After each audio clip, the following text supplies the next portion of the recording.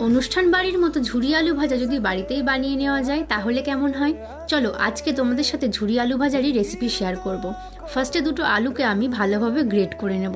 তারপর একটা পাত্রে জল নিয়েছিলাম, সেখানে ভালোভাবে আলুগুলোকে আমি পরিষ্কার করে ধুয়ে নেব। তারপর জল ঝরিয়ে নেব।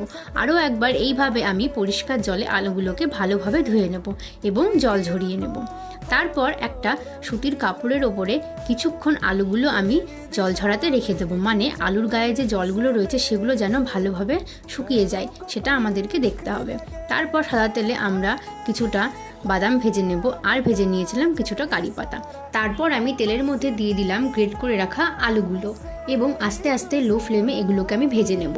ফার্স্টে একটু লো ফ্লেমে ভাজবো, তারপর হাই ফ্লেমে ভেজে নেব। তারপর তেল থেকে ছেঁকে তুলে নেব। এইবার ভেজে রাখা কারি পাতাগুলো দিয়ে দিলাম, আর দিলাম ভেজে রাখা বাদাম, আর দেবো কিছুটা বিট লবণ, লাল লঙ্কার গুঁড়ো। এইবার একসাথে মিশিয়ে নেব। তাহলেই তৈরি হয়ে গেল অনুষ্ঠান বাড়ির মতো ঝুরি আলু ভাজা। ভিডিওটা ভালো লাগলে একটা লাইক করে দিও এবং এরকম ভিডিও আরও দেখতে হলে আমার চ্যানেলটা সাবস্ক্রাইব করে দিও।